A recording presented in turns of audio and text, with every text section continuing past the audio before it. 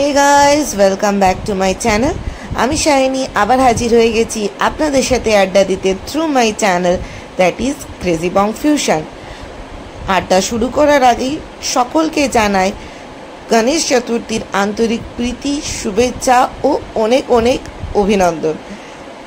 আগে মেনলি দেখা যেত মহারাষ্ট্রতেই গণেশ পূজা, কিন্তু আজ বেঙ্গলের ইনফ্যাক্ট দুর্গাপুরও বহু জায়গায় গণেশ পুজো হচ্ছে। সেরকমই আমাদের সিটি সেন্টার চতুরঙ্গ মাঠে খুব বড় করে প্রত্যেক বছর গণেশ পুজো হয়। এত সুন্দর এখানকার প্রতিমা, প্যান্ডেল এবং অ্যাম্বিয়েন্স এরা ক্রিয়েট করে যে প্রত্যেকবার এখানে এসে খুব ভালো লাগে। তাই যারা দুর্গাপুরে আছো বা দুর্গাপুরের নিয়ার বাই এরিয়ায় আছো, যারা পুজো পার্বণ পছন্দ করো, তারা অবশ্যই দুর্গাপুরের চতুরঙ্গ মাঠে এসে গণেশ পুজো দেখে যেও। আশা করি তোমাদের এখানকার অ্যাম্বিয়েন্স, প্যান্ডেল, ঠাকুর সব কিছু ভালো লাগবে। কচিকাচাদের জন্য এখানে অনেক কিছু আছে, প্লাস মহিলাদের জন্য এখানে একটা খুব বড় চমক আছে, যেটা হলো কি এখানে একটা খুব সুন্দর বুটিকের মেলা বসেছে, যেখানে তোমরা ভ্যারাইটিস অফ জিনিস পেয়ে যাবে খুবই রিজনেবল প্রাইসে। আর সামনে তো পুজো চলেই এসছে, অলরেডি সবারই কেনাকাটি বেশ জোরদার রকমের চলছে। তো এখানে এসে রথ দেখা, কলা বেচা দুটোই আপনাদের হয়ে যাবে। এক তো আপনারা মন্দির দর্শন করতে পারবেন, প্রতিমা দর্শন করতে পারবেন, প্লাস আপনারা এখানে এসে পুজোর কিছু কেনাকাটাও করে যেতে পারবেন। গল্প, আড্ডা সব কিছুর মাধ্যমে এখানে আপনাদের কি করে যে টাইমটা স্পেন্ড হয়ে যাবে সত্যি বুঝতে পারবেন না। আর দুর্গাপুরের এলাকায় খুব কমই জায়গা আছে ঘুরতে যাওয়ার জন্য, তো সেই রকম এখানে যদি এরকম একটা অকেশনস পাওয়া যায়, তাহলে আশা করি যারা ভ্রমণ প্রেমিক পাবলিক আছো তারা এই সুযোগ মিস করতে চাইবে না। তাই অবশ্যই নিজের কাছের মানুষদেরকে নিয়ে চলে এসো দুর্গাপুর চতুরঙ্গ মাঠে গণেশ চতুর্থী দেখতে।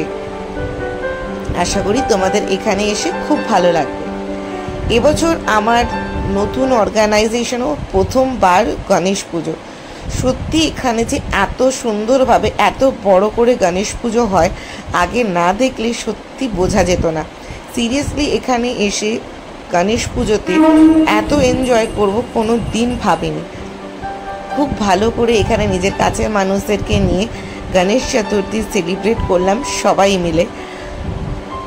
এত সুন্দর এখানে সব আয়োজন করেছিল স্টুডেন্টসরা এবং স্টাফরা সাথে মিলে, যে খুব একটা নস্টালজিক কলেজ লাইফ ফিলিং আসছিল।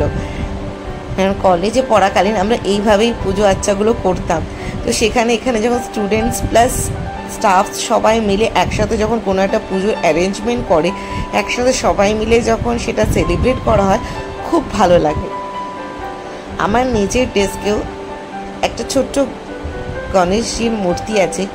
আমার পার্সোনালি জানি না কেন গণেশজির উপর একটু বেশি ভরসা আছে, তাই যেখানেই আমি চাকরি করি না কেন আমি সবসময় একটা গণেশজির মূর্তি নিজের সাথে রাখি, বা যেখানেই ট্রাভেল করি না কেন নিজের পার্সে গণেশজির একটি ছবি রাখি। আমার মনে হয় সেটা আমার জন্য শুভ।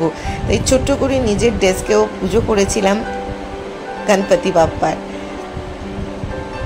তারপর সব কিছু শেষে আমাদের একজন খুব প্রিয় স্যার আছেন, যার বাড়িতে গণেশ পূজার নিমন্ত্রণ ছিল। প্রত্যেক বছরই তিনি নিমন্ত্রণ করেন, কিন্তু যাওয়া আর হয়ে ওঠে না। বাট এই বছর এই সুযোগ আমরা মিস করিনি, তাই পুরো জিমস ফ্যামিলি মিলে আমরা চলে গেছিলাম সঞ্জীব স্যারের বাড়িতে গণেশ পুজো সেলিব্রেট করতে।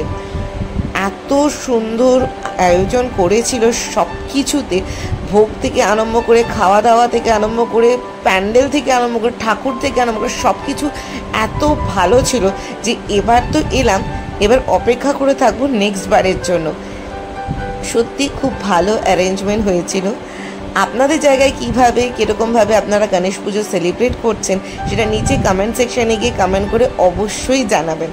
আর আজকের ভিডিওটা যদি ভালো লেগে থাকে তাহলে অবশ্যই নিচে লাইক বাটনে গিয়ে লাইক করবেন। আর যারা এখনও আমার চ্যানেলকে সাবস্ক্রাইব করেনি তারা প্লিজ নিচে বেল আইকনে গিয়ে ক্লিক করে আমার চ্যানেলটি সাবস্ক্রাইব করুন।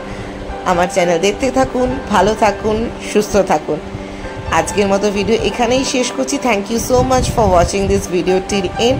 আবার দেখা হবে আপনাদের সাথে খুব জলদি নেক্সট ভিডিও নিয়ে। ততক্ষণ অবধি সবাই খুব খুব খুব ভালো থাকুন। Once again happy Ganesh Chaturthi.